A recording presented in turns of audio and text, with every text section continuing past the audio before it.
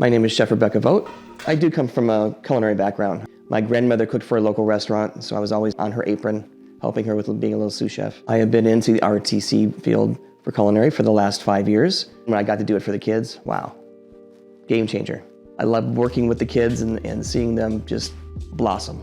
A typical menu would be, let's say, overnight oats. They're oats that sit overnight with either almond milk or oat milk. And then we have a little array of things I can put inside, like nuts, granola, fresh fruit. A lunch, they really like the bars. Sometimes we'll do a sandwich bar, a potato bar, or even the taco bar. The meal today consisted of asparagus stuffed into a chicken breast with prosciutto.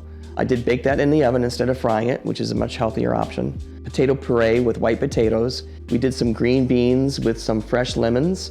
Lunch is more the bigger meal, I think, than the dinner. I'll do like maybe a nice big salad with lots of original vegetables and maybe a piece of fish and some rice or farro.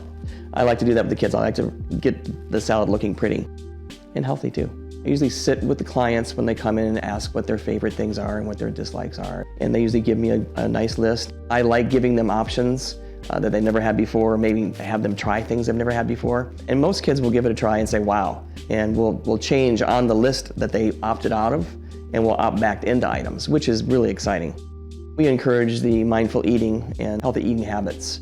When the kids get to the table to eat, most of them scarf it down really fast. And so they fill their tummies up, they don't have any water in there, and then they want seconds. And we have them drink a little bit of water and wait 10 minutes. And by that time, usually their tummy gets a little fuller, and so they don't want a big heaping seconds. Or if they're really, really hungry, then I'll say, let's take an option of like maybe an apple or an orange or a banana and keep it light. If you can maintain a healthier diet with the right type of balance, with your nuts and legumes, and stay away from the red meats, the high fructose, and any of the processed foods that are bad for you, if you can stay away from those and stay more fresh, it's much healthier. You feel better. Your moods are better. If your gut enzymes are off, it affects your mood, it affects your anxiety level, it affects everything in your day. It's better for the whole family to get involved and be on the same page.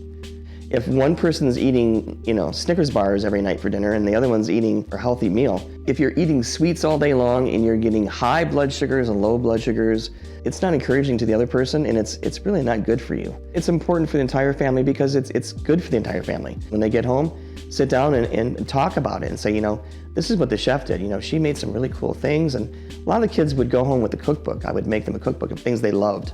And then, I tell the kids, hey, you can do this yourself. Make a meal with your mom and dad, or make a meal for your dad or your mom, and sit down together as a family. It helps.